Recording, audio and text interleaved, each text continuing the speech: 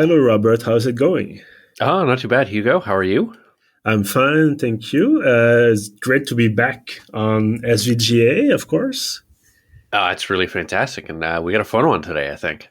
Yeah, and I mean, it's been a while. The last episode is from January, I think. Episode number 20 on StarCraft. Well, we like to keep a pretty lax schedule. But the good thing about this kind of content is that the games that we talk about, they don't disappear. Usually, they don't disappear. We don't choose stuff so obscure that the last copy is gonna get blown out of the sky, or just someone just gonna throw the disc in the garbage. The games are available usually. Yeah, usually. I mean, this one people will have no trouble finding. Yeah, absolutely. Will they want to find it? That's another question. I think there's some space for debate here today about the quality of the game, maybe. Some parts, at least. Yeah. I mean, I go back and forth on it. I have things I like about it, and then, well, I never did finish it because I just got tired of it. Oh, wow. Yeah. See, I can understand that. So what are we talking about today, Robert? Today we are talking about Star Wars Jedi Knight 2, Jedi Outcast. I think first of all, I think it's from that time period where titles were getting a bit clumsy, especially the Star Wars universe. I mean, especially this particular series, because the first one people may know was Star Wars Dark Forces, and then there was Star Wars Jedi Knight Dark Forces 2, and now this is Star Wars Jedi Knight 2 Jedi Outcasts, which makes a certain amount of sense because the focus changed, but Yeah, it's not. I mean, today it would just be called Jedi something, and it would be the same name as the game that was published 10 or 15 years ago. I mean, I'm talking about You Doom 2016 and other titles with similar naming problems. So yeah, Jedi Outcast, game from 2002, so a bit on the late part of our spectrum here at the podcast. But yeah, from a time where 3D games were well established, we tried. I want to say that we've tried to. We first wanted to review Dark Forces 2, so Jedi Knight, the first one, and it just wouldn't play well on my PC. It's one of those games where it's from a time period where the engines were not quite stable. The game were really made for Windows 98, for example, or Windows 95. And if you don't have the exact good libraries in the operating system, it's not going to work. I mean, you made it work, I think. I was able to get it working. The remaster done by sort of fans since is pretty great. But because we weren't both able to get it working really well, we decided to go to the sequel because it's pretty stable. It's powered by Quake 3, the engine, which I think is kind of, when I look at sort of where games go from, sort of prehistoric to modern, or however you want to put it. Like, I think Quake 3 is kind of the dividing line for me. Yeah, like Quake 3, Half-Life, those two are really sort of where it lives. And speaking of Quake 3, of course, that game, Jedi Outcast, is developed by Raven Software, who did Quake 3. Did they do Quake 4? I'm lost already. It's fantastic. But the funny thing about this is I've told myself, I'm going to have the list of the games developed by Raven Software in front of my eyes when I talk about the game today. And now, they did Quake 4. I'm sorry about that. But it's kind of a weird period because Raven did a bunch of games for its software. For example, they did Exen and Heretic. And then they've been bought by Activision. And then since I think their last real original game was from 2010 with Singularity. And then they've just been doing Call of Duty stuff, and they're disappeared. They've disappeared in the content mines, Right. never to be seen again. But yeah, so Jedi Outcast 2002. We follow the steps of I think the most badass guy in the Star Wars universe, probably. Yes. Well, and interestingly, for people who have seen Andor, you will recognize the pistol that he uses. It's modeled after, I believe, Kyle Katarn's pistol, which first debuted in Dark Forces, which was, that must have been, God, 95? 97, I think. 95? Yeah, 90, Yeah, maybe. the first one was 95, and then Jedi Knight Dark Forces 2 was 97, and this was 2002, so 5 years later. But Kyle Katarn, pretty cool character who I think just doesn't exist in Star Wars anymore. No. He's been sort of written out since the whole Disney thing. But yeah, like former Imperial officer turned mercenary turned Jedi, turned maybe Dark Jedi, depending on how you want to play. Yeah, exactly. Pretty fun.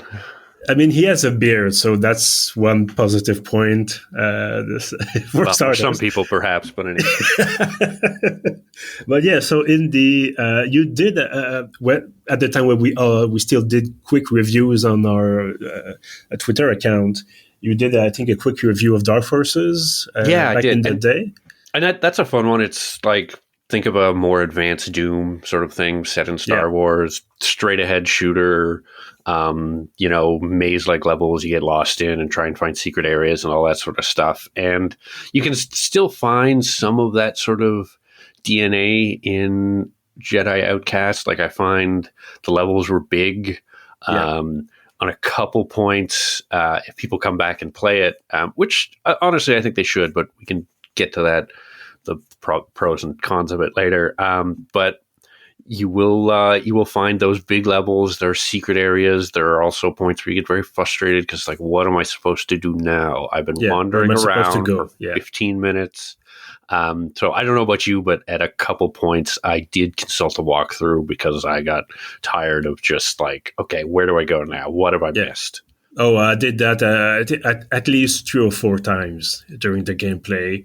And there's one specific point, which we'll talk about later stages of the game, where it's like, oh, you have to, across these plans, there's a small opening in the mountain, you have to go through there. And I was thinking, I would have never have found it, even if I took an hour running around, because everything looks the same.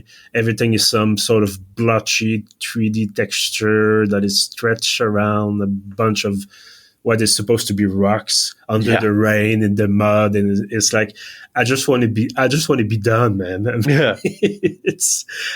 But yeah, so I'll try to. I haven't played Jedi Knight, but I think I can still try to summarize the plot. So in Dark Forces, like you said, you have this mercenary that transforms into rebel agent who, first of all, steals the Death Star plans. That's the first mission of the game. Yeah, so you're pretty badass. Yeah, you're pretty badass, and it's like a really simple, okay, I'm just going to kill a bunch of stormtroopers, got the little Death Star plans, like, okay, I have saved the galaxy, off I go for the rest of this game. Yeah, and so eventually you get into some longer story around Dark Troopers, which are robots. They brought them back into Mandalorian, I think, season 1 and 2. They did.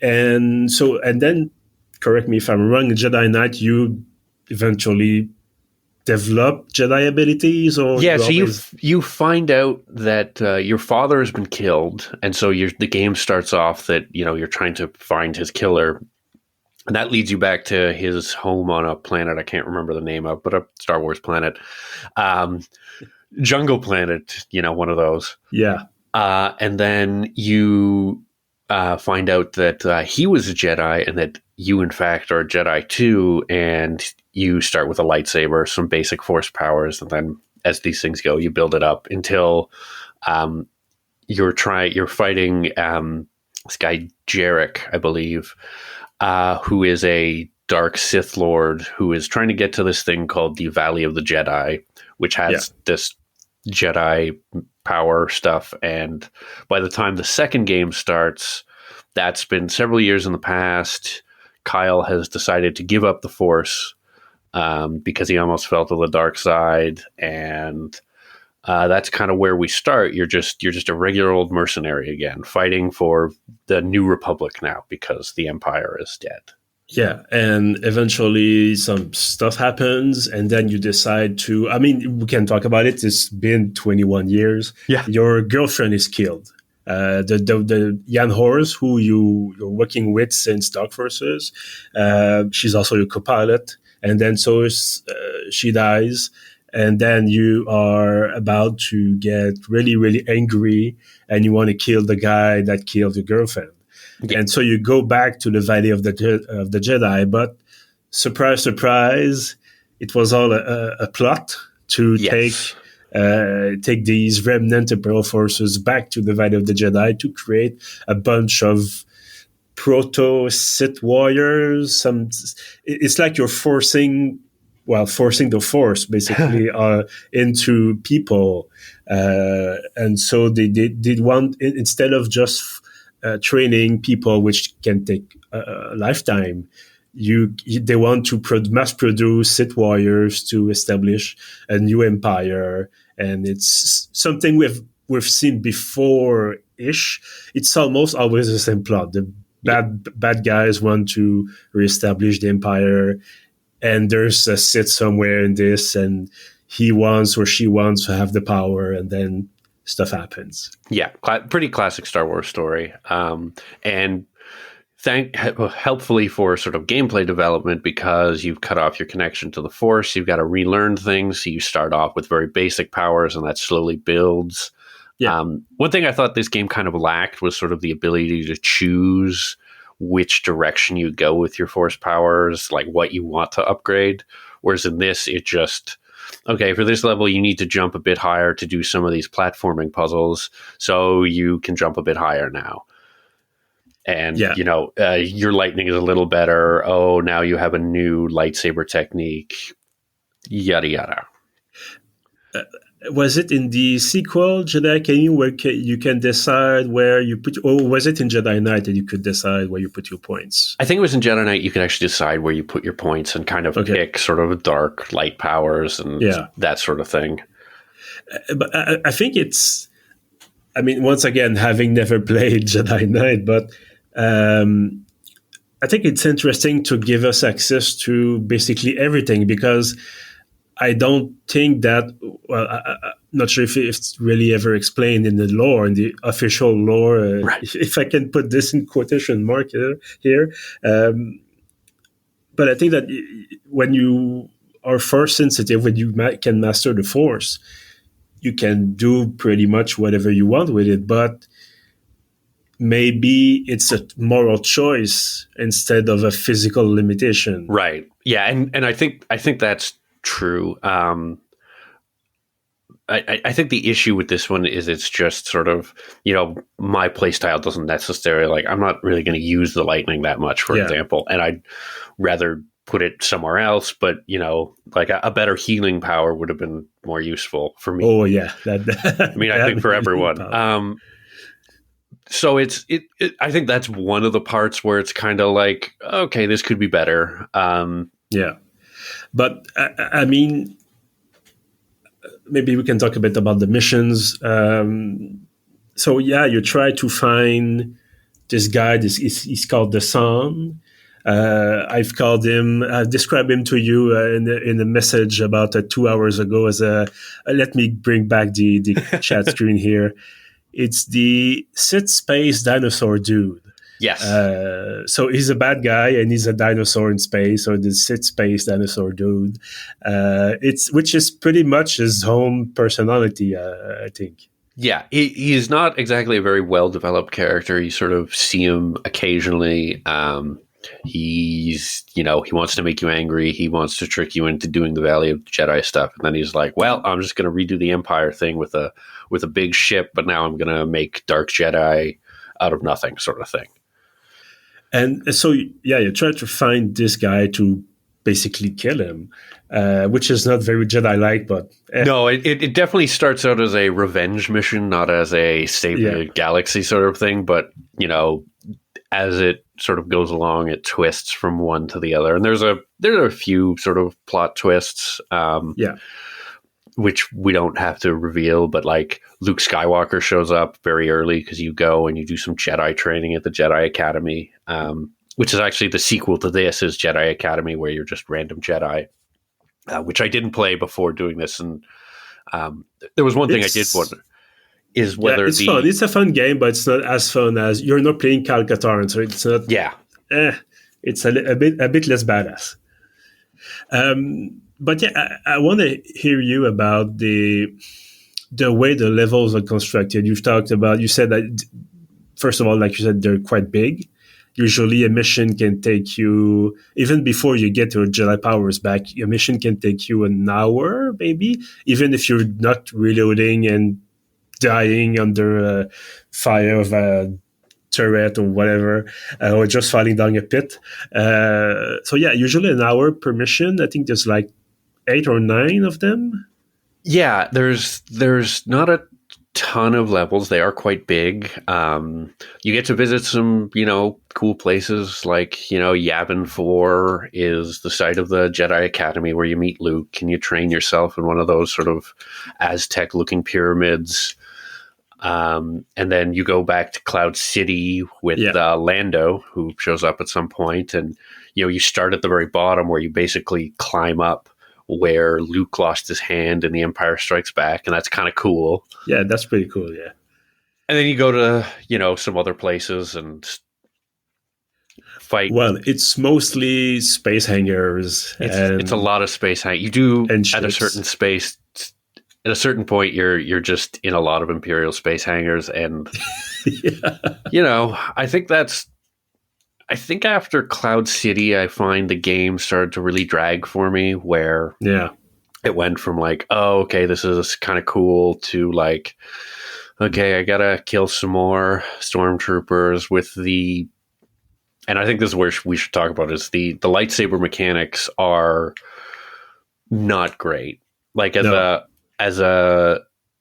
do have the ability to like sort of change how you swing your lightsaber. Like if you hit just forward, he does kind of a forward slash, and if you do sideways, but if you do, and you're using a keyboard and mouse, which is not the perfect way to do this, and it turns very clumsy. Yeah. Sometimes it's not like you'll miss all the time in ways you don't think you can miss. The best way I found to just kill guys was to push them, knock them over, and then just go around and hack them all on the ground, which didn't feel very sporting. But what I will do is I will bring them forward to me. They're closer, and they lose the weapon if you do that. And it's part of these little things that we can talk about a bit later. Where it's quality of life stuff. Yeah. And so, for example, if you're able to get their weapons away from their hands, sometimes they'll just start running around, trying to find a weapon to fight. If there's nothing in a small radius, they'll just surrender. And so they'll put their arms in the air and they'll just stop moving. And you can, of course, kill them then, but it's, like you said, it's not really sporting. No. But so you can drag them to you, or just push them around, and you try to do this slashing motion towards the ground because the enemy is down there, and you'll just make a horizontal swing. And so, like you said, the saber mechanics is something, it could have been better, but I think that the appeal of the game, because yes, there is one.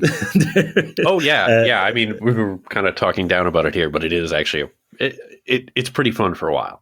And I think that at the time, it was the best Star Wars power fantasy experience available on the market, because there was already a bunch of flight simulators, X-Wing, TIE Fighter, Rebel Assault, which is not so much a flight simulator as a on a rail shooter, but still.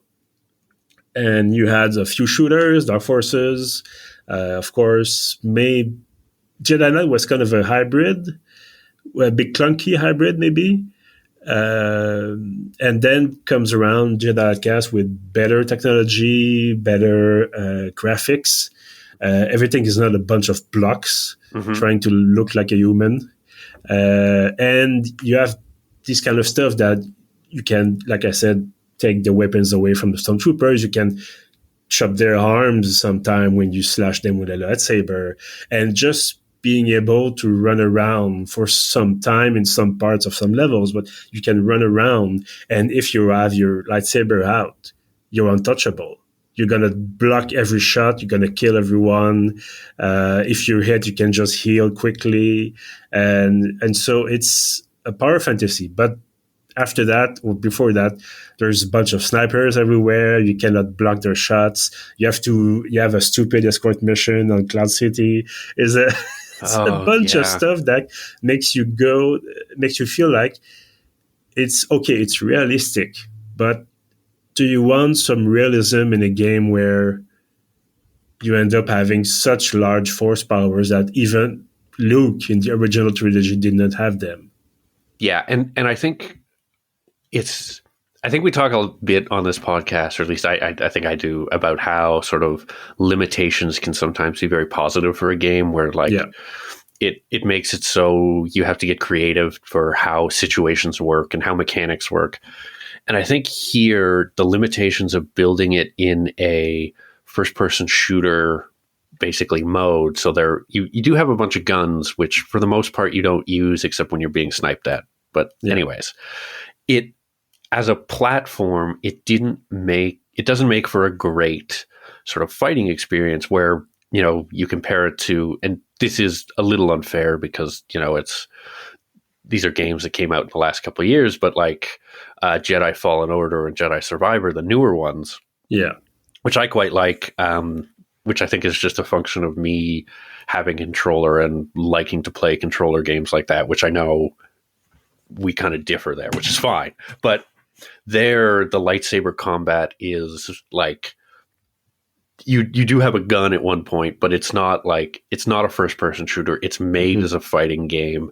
It's designed to fully around that, and the technology is like based on that. So it's a lot more satisfying after a while because you do things intentionally and then they work.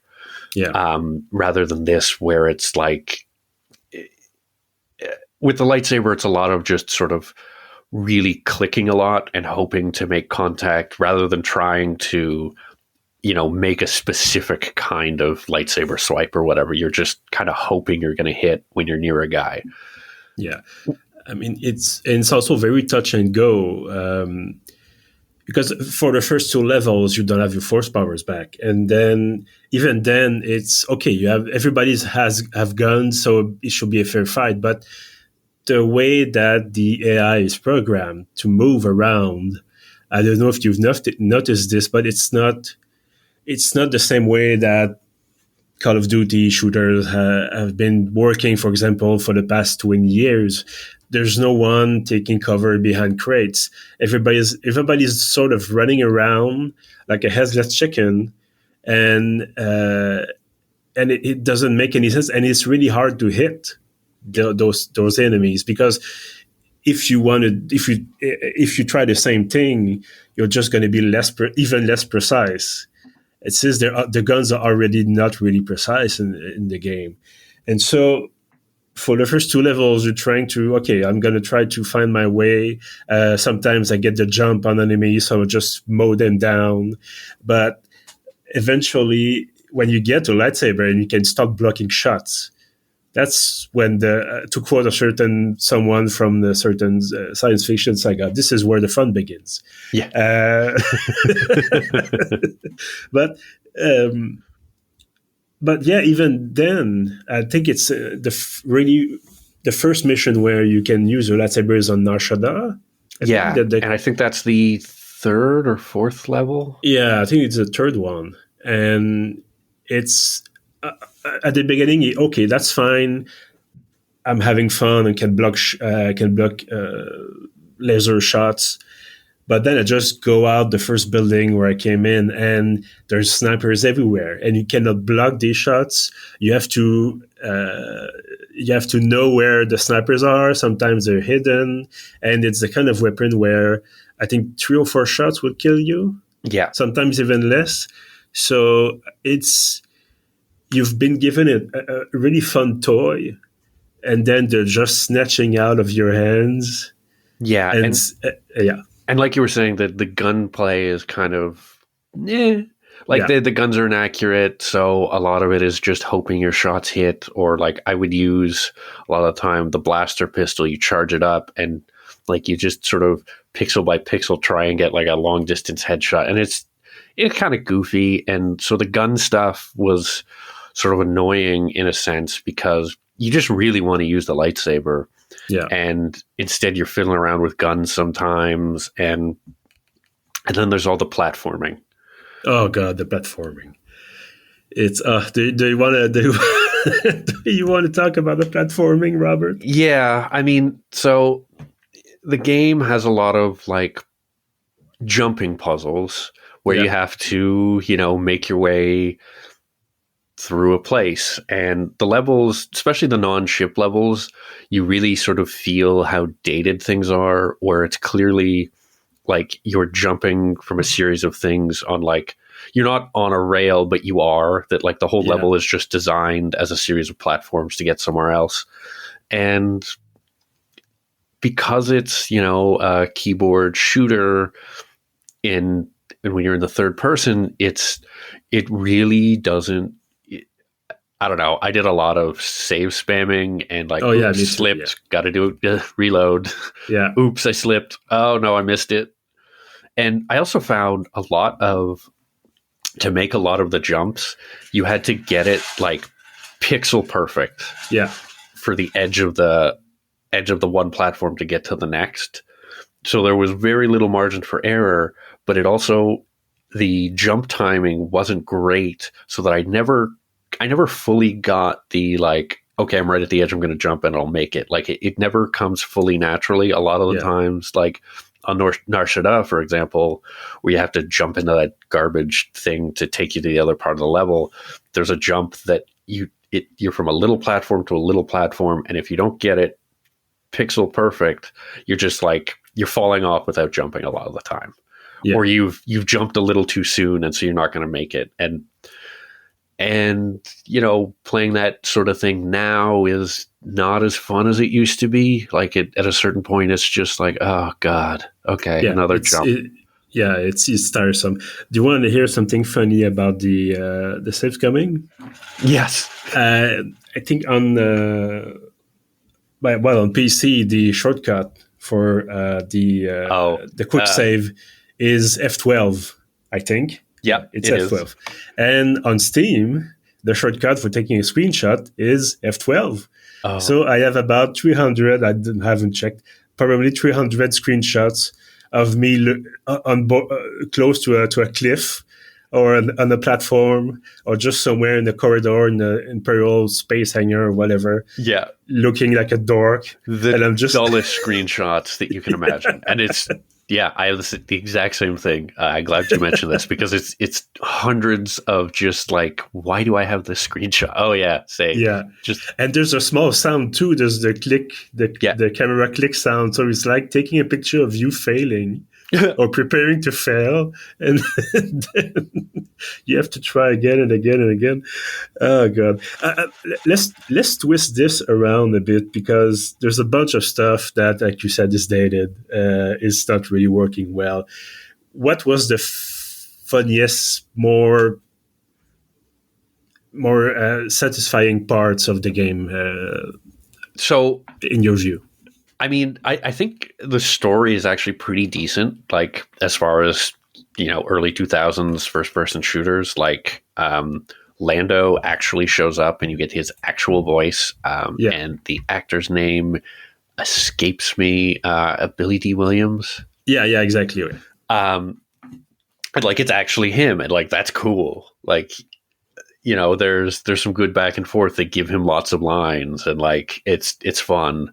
But and like some of the combat is kind of fun. Like at a certain point, your force powers get really powerful, and one thing I like doing in big open spaces is jumping high, pulling stormtroopers up into the air so high that they just fall to their deaths, which is just like a really amusing way to do things. And like pushing guys off cliffs was in some ways the easiest way to clear out a space, was because there's also, like, because of all the platforming and so on, there's lots of places where they can fall. And I mean, in Star Wars, there's no guardrails anywhere. It's always right, exactly, on the edge, and then you fall off to your death. And when I was busy, probably like you, pushing people off edges, I was thinking the force power to push is almost like the first Roda in Skyrim. When the first part that you get is just the first third of the cry or whatever it is, the shout, and then just pushing people around, and you try to. And so I was thinking, oh, it's a proto Skyrim something, just pushing people around. But yeah, you've talked about being really powerful. I think I've said it earlier in the episode. It's this power fantasy. You're a kid, you like Star Wars. You're seeing this guy wielding a lightsaber, killing dozens of stormtroopers in a row. There's nothing like that in the movies at that time. No, and so it's awesome. But yeah, you have all the stuff around this. But there was a part near the end of the game. You're on this huge Imperial Remnant ship, and just before the boss battle, and there's a bunch of robots walking around, looking a bit like ED-209, I think, from RoboCop. Yeah, that's exactly. Yeah, and I'm guessing they're supposed to be dangerous and tough, and I was so powerful and so just able to block their shots that I was just having my lightsaber out and walking into them. And since the blade is what's doing the damage, it's not swinging the blade. It's just, yes, it is that too, but it's the blade itself as a weapon, if you know what I mean. Yeah, it's almost like a shield with spikes or something. You're just running into them. And so we're just walking into the robots, and it was too close for them, I think, to shoot. And so we're just walking into them, and they were just taking damage, and eventually they'll explode. And it was like, who's the boss now? But yeah, these moments, unfortunately, are few and far between. Do you want to talk about the stealth mechanics? I mean, Robert I think is running around. I think calling them stealth mechanics is very generous. There is one mission where you're not supposed to be detected, and oh god, this mission. It's not a game built for stealth. It isn't. It's not what it does well. So what I found in all the areas where I did actually have to fight people or sneak around, there was one area where there was the guy. There's an alarm in each spot. And one of them, the guy on the alarm, is behind glass that you can't get through. And the second you walk through a door, you're toast. I had to use the walkthrough for that part. I was like, what do I do here? Like, oh, I missed a vent that you can't really see. Yeah, you have to shut down the lights. Which, fair enough. But because obviously when the light go down, it's not an alarming situation, it's just normal. Everything's fine. Everything's fine. It's a power outage. Everything's fine. But for all the other ones, rather than doing stealth stuff, I just there's only one alarm button, so I found where it was, and then I just kept guys away from it, and that's all I needed to do. Yeah, I know what you mean, but the big problem with that is you just spent about 7 hours killing everyone, about everyone that you come across. Everyone is trying to kill you. You have a bunch of guns. You have a lightsaber. So you just go you do some kind of rampage. You probably kill, in a single playthrough, I've probably killed 200, 300, 400 people. Maybe as close as 1,000. There's a lot. Yeah, there's a lot of people, but at least a few hundred people. And then you have this specific part of one specific mission where they tell you, no, you cannot kill anyone. You have to be discreet. And I'm like, I've been on that ship for 30 minutes now. Everybody's dead. Yeah. And there's no alarm. Yeah. That's the thing, is it doesn't make any sense in what's happened. it's at that point where like, okay, every game needs a stealth section. Like the one thing you don't have is the like, oh, you've been captured and all your weapons are gone and you have to escape and get them out. Like that's the one mechanic that it didn't use, but everything else. And I was about to say there's no driving section, but that's not true. There's a part where you drive in ATST. Oh, that's right, you do. The small walker from mostly Return of the Jedi, but also Empire Strikes Back.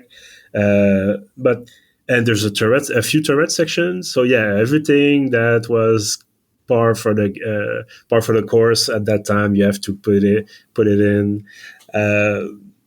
But the funny thing is that there's also a mechanic where you can distract people. Use the Force to convince people to do stuff or distract them. And I think I've used it 2 times. Yeah, I used it a couple times. I was like, oh, well, it kind of works. And at some point you can make them fight their friends or whatever. And even then it wasn't, but it also is a necessary mechanic in a few parts. And you're like, what am I supposed to do here? And then your little cursor lights up and like a Force little thing. You're like, oh, okay, I got to trick him. And he opens the door for you or whatever. Where's that button again on the keyboard? Yeah. And that's also something, I want to say interesting, but a bit clunky.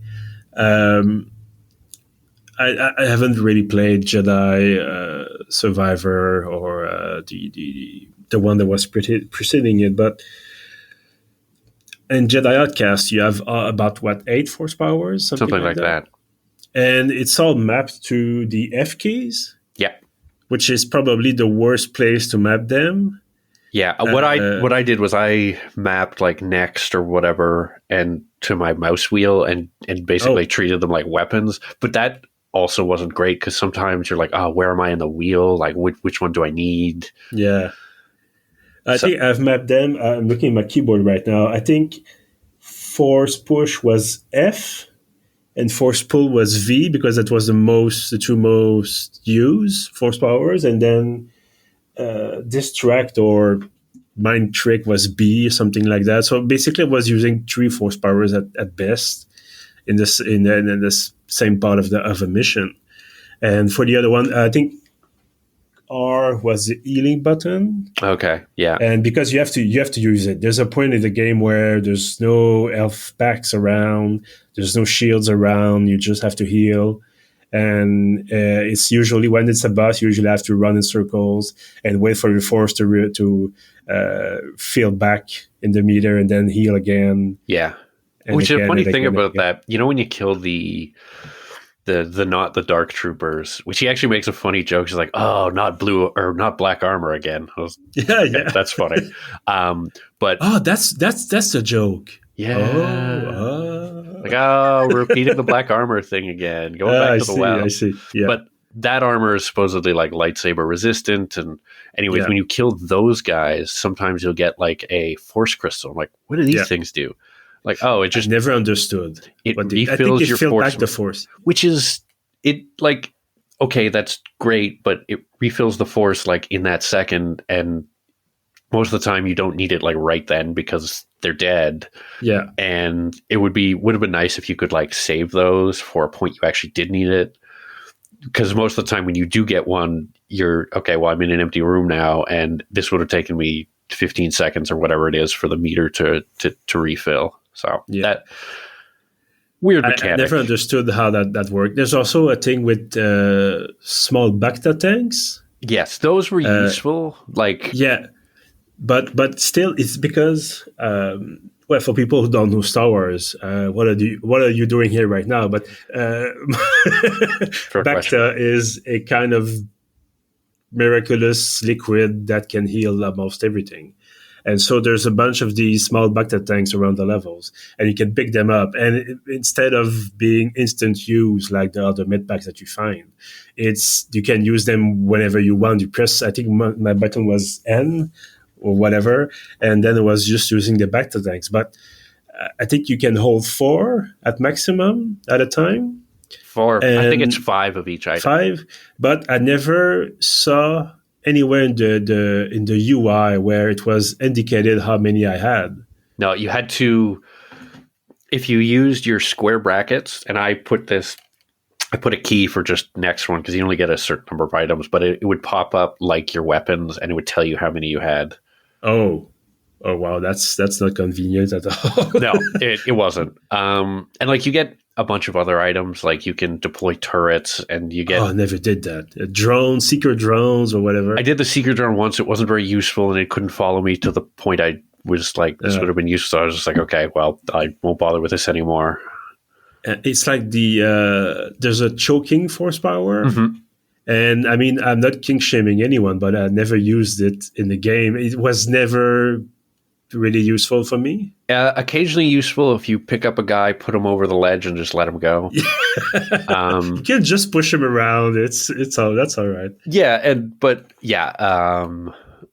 it's just I found, and it sounds like you did too, where you just sort of you get into like, okay, these are the 3 or 4 things I'm going to use, and like there were 3 lightsaber styles, and I think one time, only once did I use the heavy, like big swing lightsaber stuff because it was just so slow, and because you can't aim anything, it's not useful.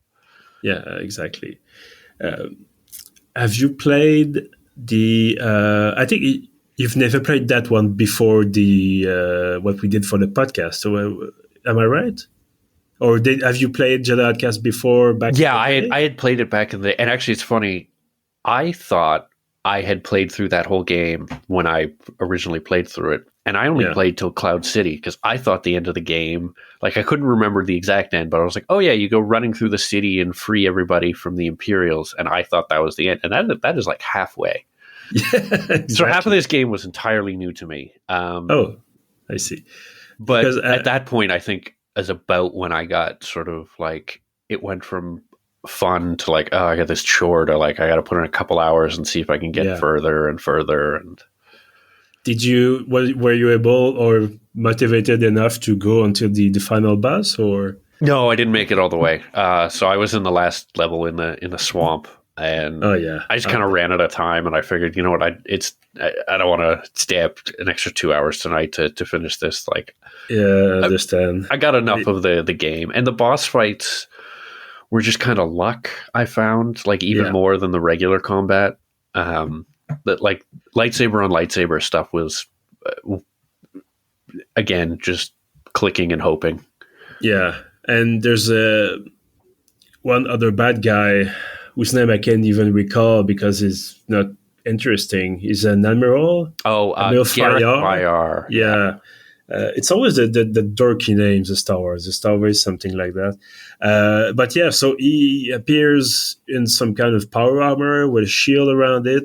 And I was trying to find a way to get the shield down and just swing around and try to cut his head. Yeah, I thought there was some kind of like special trick to getting the shield down. And then I looked it up and was like, oh, you just hit him a bunch, it turns off for a little while, and then it comes back on. Oh, okay. But his speech is very funny, though. Like ridiculous villain stuff. And it's like, I'm going to rule the galaxy because I invented this cortosis armor that's resistant to lightsabers. Like, I'm the true genius. It's like, oh man, no. Even if you're getting out of this room, which he's not, like that's not how it would go. Like inventing armor isn't going to, give you control of the galaxy. No, but. Yeah, so what I've discovered was you have to get just close enough to get a lightsaber swing into the shield, but not too close that he'll zap you or something like that. And it was really, really hit and miss. The only time I used the rocket launcher was that boss. Yeah, me too. But there's a thing, interesting or not, it depends on it can. I think this can summarize our view of the game. It's interesting or not.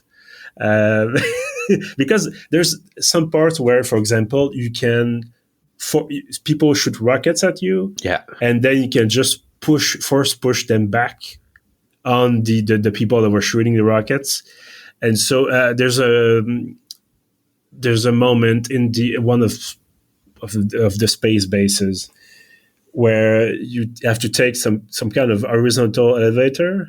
Oh, yeah. And there's people shooting rockets at the platform, and then you have to jump out and then try to evade the rockets or just force push them back. And that part is fun. Force pushing back the rockets is cool because it's something, once again, that at that time, nobody ever did in the original movies. And like it took a certain amount of timing and skill, but when you got the skill, it actually worked basically every time. And I think that mechanic actually worked pretty well. That was fun. But after that, you had to jump around small platforms for like 10 minutes until you go to the end of the sort of railway or anyway. Because when I ask you if you have played the game before, it's because I remember fondly a LAN party in about 2003 or 4 where we're playing this because there's a multiplayer mode. We didn't try it for the episode, but anyway, I think all the servers are down since that time, and maybe it could work with some kind of proxy connection or some stuff. But anyway, and so when everybody has lightsabers, everybody's jumping around and force pushing and using lightning, it's crazy good. Yeah, because it's pure chaos. Yeah, and really enjoyably. And actually, so the original, the Dark Forces 2 Jedi Knight, the one that came before this, and that we weren't able to play for this, there was a mod that came out, in the late 90s, early 2000s that added in basically a bunch of levels from Episode 1, so you could play with dual lightsabers and like all that sort of thing. So that was very cool as well. I did find the multiplayer stuff back then, at least, to be quite fun. But like I said, it's all gone now. It's all and the newest games, Jedi. What's the first one? Jedi Fallen Order. Fallen Order is the first one. Survivor is the new one. And I don't think there's multiplayer in that either. No.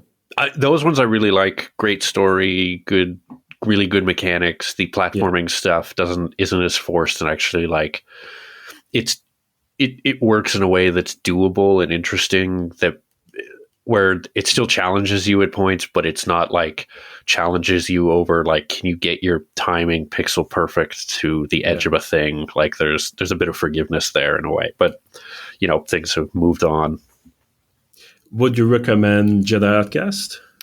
Yes. I think it is a lot of fun up until the point that you'll be like, oh, okay, I'm not really having fun anymore. But up until that point, it is actually pretty good. Like I found at first I was a lot more forgiving of the way the lightsaber didn't work great and all that sort of stuff. And then eventually you do get tired of, missing and just having to push guys over or pull them and just smoke them on the ground. It's at a certain point you're like, okay, that's not as fun as it used to be. But I think it's like a concept of like, oh, you get to play as a Jedi and like do all this stuff. And it does actually, you do actually feel like you are doing Jedi stuff is, it's worth it.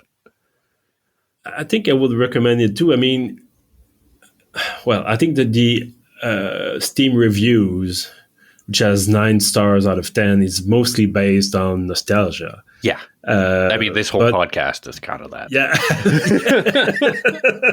Exactly. But like you said, I think there's some really good stuff in there. Like I said, it's a power fantasy, and it's you reconnect with old stories because now they have to tiptoe around everything that's been made. The extended universe is huge, and at that time you could just invent Sith space dinosaur dude and be like, okay, that's our bad guy for today, and he has this massive ship and he's going to invade Yavin 4 and so on and so on. And so at the time we were thinking, oh, that's cool, that's all right, I can go with this. And so being able to be this kind of interplanetary badass with a beard is really one way to fulfill this desire to be a part of Star Wars, basically. Yeah. And since they let you play with both light side and dark side powers, it's like, and there's no consequence. No one's going to tell you, oh, you should be shooting lightning at civilians or whatever, or just so you can do pretty much whatever you want. Of course, if you do absolutely crazy stuff, you're gonna die. But like you said, you can jump really, really high, take people with you with force pull, and just let them fall to their death, and they're gonna scream, and it's gonna be funny. And then this may be able to explain some current day trauma, but that's something else. Another topic. We've maybe said some things on here that are going to come across real weird, but I guess it's too late now. Yeah, but in a sense, that's the era of gaming. I think it's before. I mean, of course, it was developed by Raven Software. It was published by LucasArts before the Disney buyout, but still, it felt like a game made by someone who had an idea one day that, let's do this. It's going to be fun. It's crazy. I've just finished reading the John Romero autobiography. Right. And he talks about this period of time, which is before Jedi Outcast came out, but where they were 5 or 6 guys. I did software, and they did Wolfenstein 3D. They did Doom, and then they said, let's do something even crazier. Let's do Quake. And, they burned themselves out, but doing Quake because it was so complicated. But still, there was maybe 1 or 2 guys doing the engine. And today you have teams of hundreds or thousands of people doing games like Cyberpunk and putting them out, and it's full of bugs. And it's underwhelming because they promise so much. Yeah. So I have no idea what the marketing campaign was at the time for Jedi Outcast, but I remember it very fondly. And I think if you are into Star Wars, if you want to try something older instead of the latest games, something, of course, a little bit less polished, it's still a good choice. And I think it's about, usually there's a big sale there's, of course, music playing out because I've opened the Steam page. I'm really sorry about that. Currently, it's $13 on Steam. But if you wait for a sale, usually on the May the 4th, it's about $25 for every Star Wars game pre-Disney. So it's a good deal. Yeah, $13 is probably I could play it. Like, I wouldn't mind paying it. Yeah. Like, you will play enough to feel like, okay, I did $13 worth of work. But yeah, it comes on sale so often that you won't have to pay much. Another I'd actually recommend from about the same era, I think it's 2003, is Knights of the Old Republic, which is a sort of, the combat is very turn-based, which in some ways is kind of boring, but in some ways works very well because the thing just happens. And you get a cool story like 1,000 years before all the Star Wars stuff, and it just works. Yeah, it's a really different experience too. So there's no platforming. There's no platforming. I don't think in the first one you can even look up or down. I played it on Switch, so like you can play it on anything basically at this point. And it's, again, all these older Star Wars ones go on sale real cheap quite often. Yeah, absolutely. Would you like to end up this episode on 2000? Well, some sort of 2002 anecdote. 2000. Geez. Well, I mean, I have some stuff to tell. If If you don't have any stories to tell. I was in high school. I was playing a game like this. It was just a fucking weirdo. So. I mean, I remember lugging around a CRT monitor to go to a LAN party. That was not really the best time, the best period for like video games, but still, they just do those huge screens. No, the thing I wanted to talk about is I recently bought. I bought a new computer last year around November, I think, and I had some problems. I bought some really newer parts, so a really, really new motherboard. And I've discovered that the processor that I had bought to go with the motherboard wasn't new enough. It was a generation behind. So I had to buy a new processor, I had to buy a new RAM. And then it was too much for me. I just let it stay in the corner of the room, unfinished. And I was telling myself, I'm too stressed right now. It's too taxing. I cannot go forward with trying to build this up. And so recently I was able to finish the build. Everything is working fine. The processor is fine too. But when it came the time to install Windows, the motherboard is so new that I think the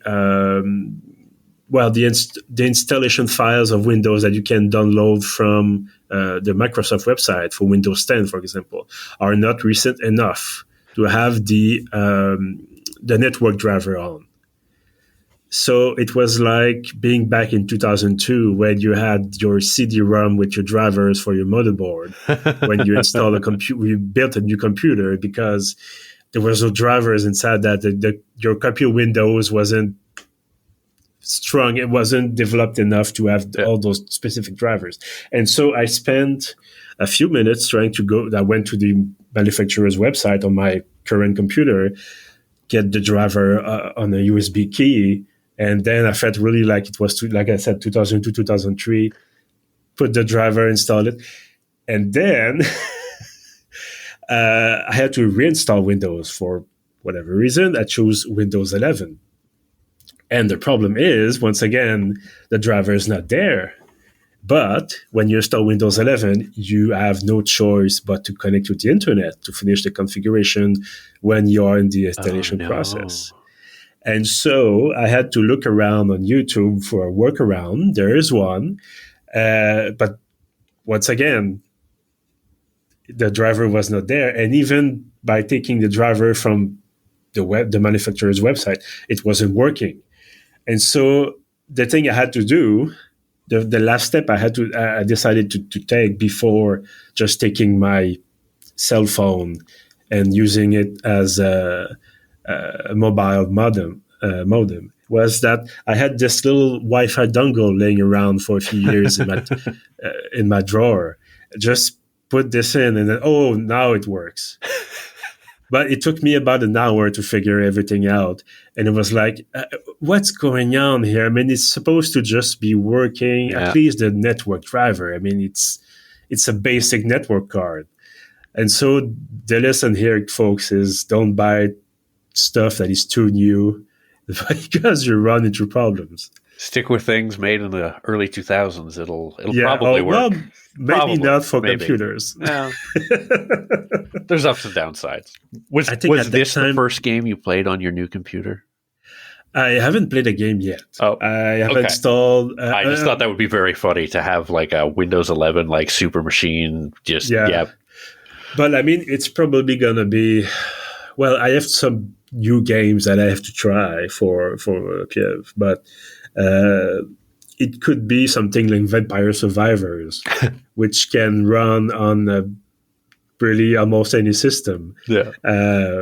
But I was thinking maybe trying to push the system to its limits and try something with ray tracing and so on.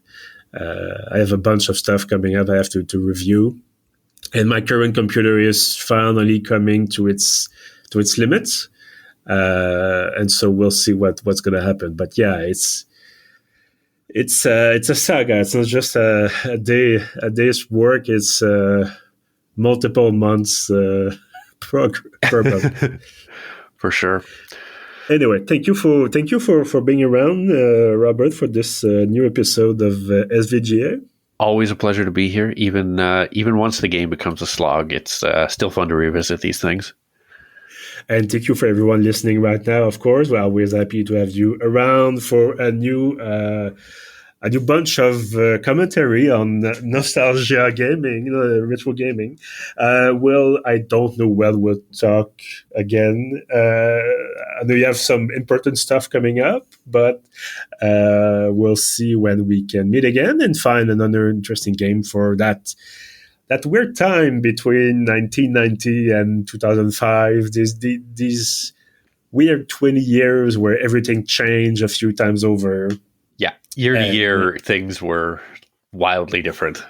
Yeah, exactly. Hopefully, we'll never have to go back to a game that was running under Games for Windows Live, because that thing Yeah, I've had trouble is with a couple of those. yeah. So anyway, thank you once again, Robert. And if you want to listen to any of our old, it's all about old games, but older episodes, everything is on pf.ca. It's also on Spotify and Apple Podcasts. So talk to you soon.